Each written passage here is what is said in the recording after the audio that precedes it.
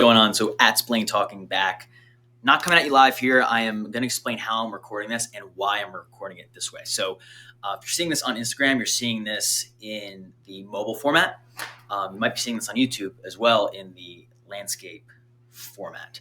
So I talked about in the video before this on Instagram about what's worth focusing on in the beginning when you start creating video content.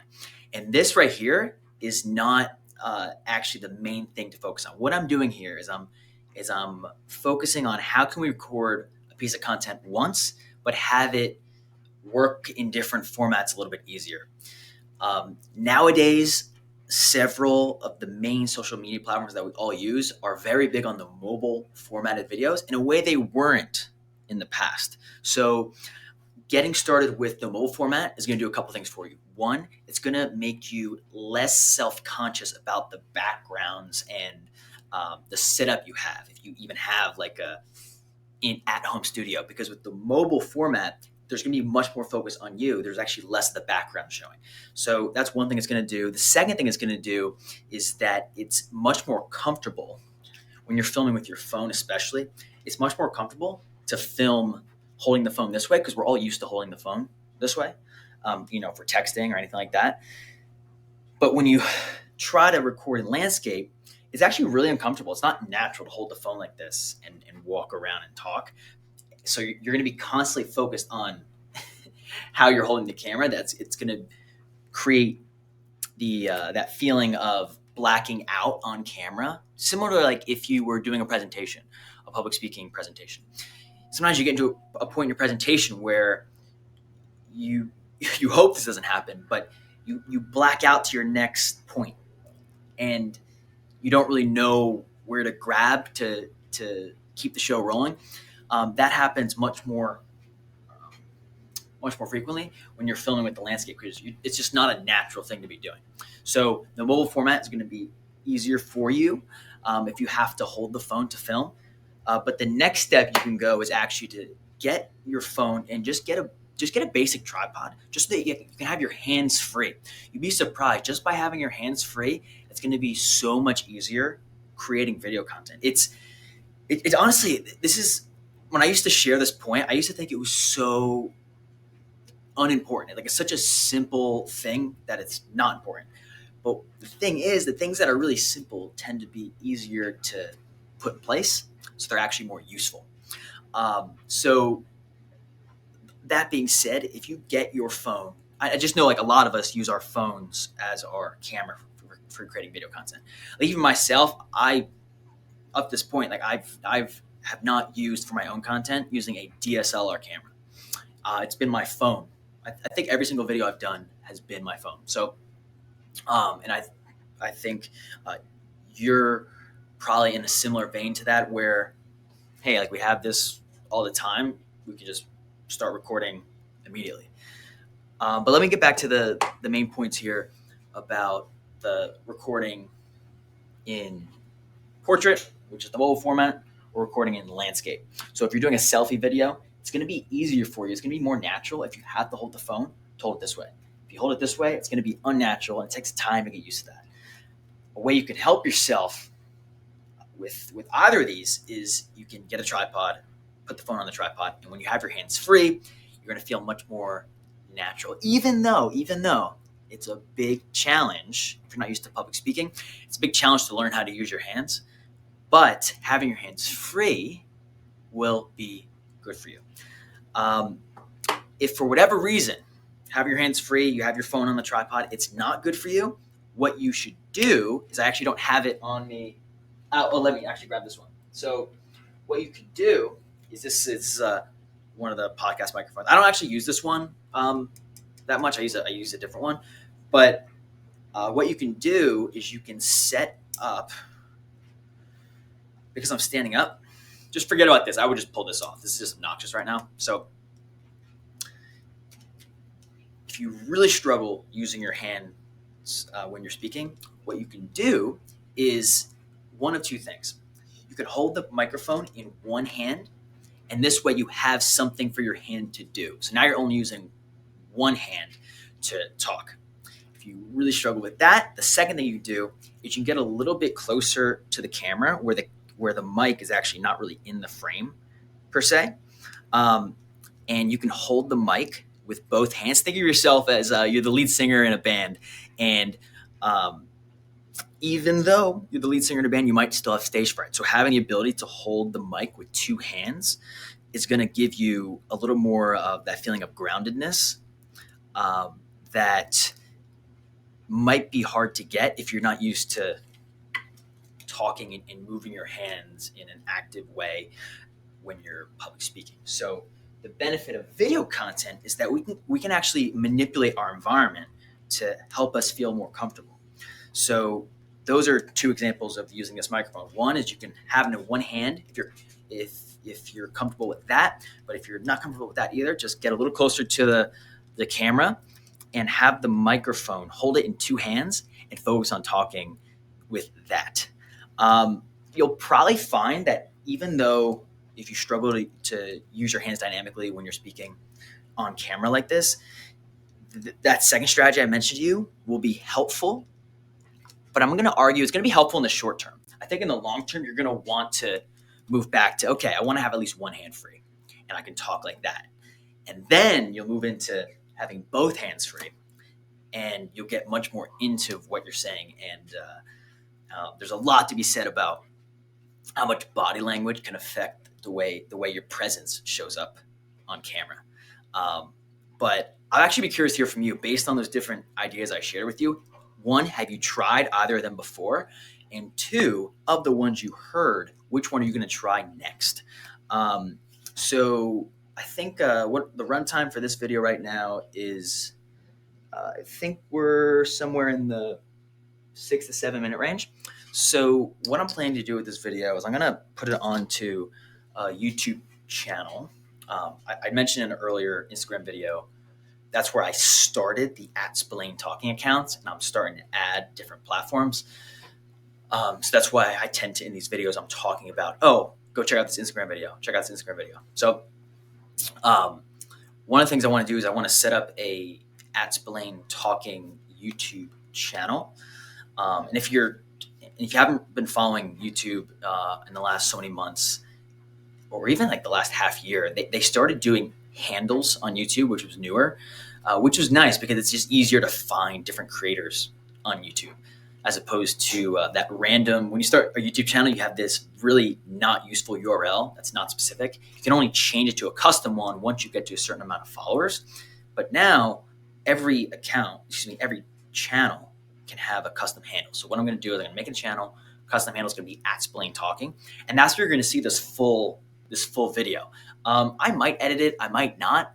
I'm kind of thinking that for this phase of leaning more into my personal brand, at least in the beginning, that I talked about the different phases that I've seen my business go through in terms of who I believe we're serving, why we're serving them, and what we can do more for them.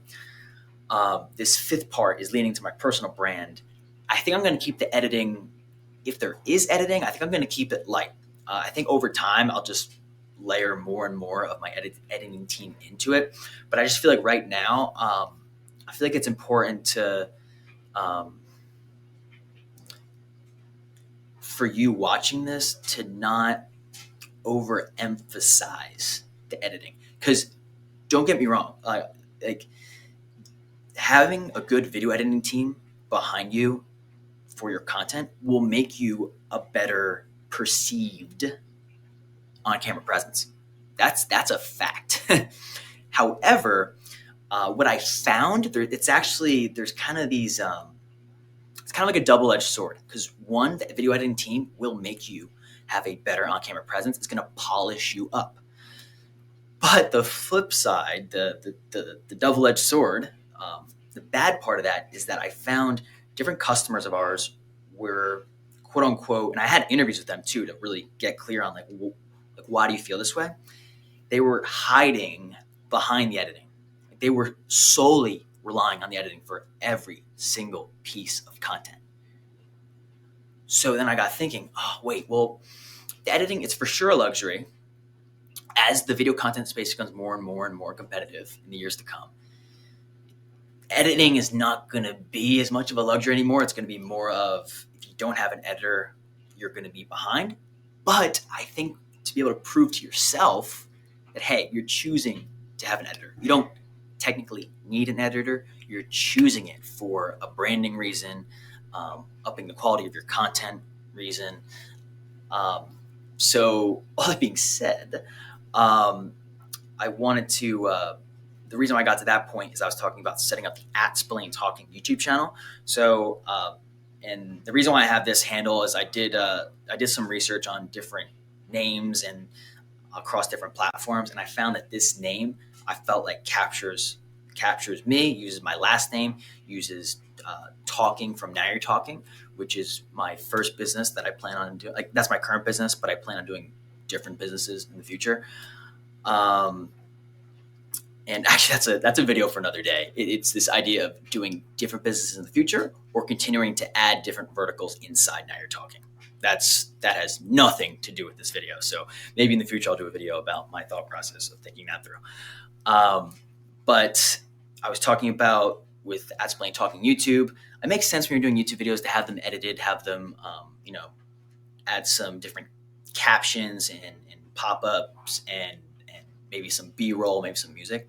But I'm thinking for this purpose, I think I'm going to keep the editing like as little or no editing.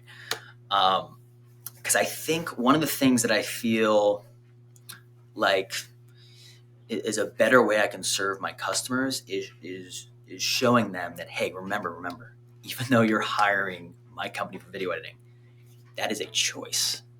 If you wanted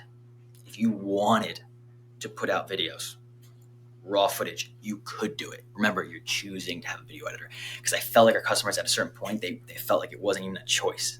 They wouldn't even do an Instagram story anymore unless it was edited. So I just felt like, I know that feels like a slippery slope, because not only running your own business, being an entrepreneur, or even just being a professional in a company, the mental and mindset game around creating content is such a big pillar of it. And I felt like if I was totally going to push the idea of you need an editor at all times, I feel like it would create a lot of mental and emotional strain that I don't know, maybe you feel differently in this, but I felt like as a business owner and feeling like I wanted to be responsible for how my customers felt, it felt like the right thing to do, to be able to, hey, you're choosing to have video editing done. You don't need it. I talked about how video content space is getting more and more competitive. So editing is becoming more of like, you need it, but I still think that it's got to be a choice. And you don't need video editing just to be worth showing up on social media. That's actually another reason why, if you notice on the Instagram, I think the first video I did was a live. So what I'm planning to do on @SpillaneTalking on Instagram is do more lives, because a live by nature completely gets rid of the ability to video edit live. So I think that'll be good for